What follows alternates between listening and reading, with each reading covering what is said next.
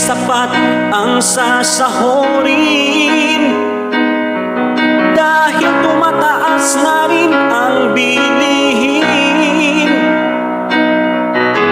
Wala na ngang tira sa sahod ko kahapon, dumako lang sa palad ko anong sakit.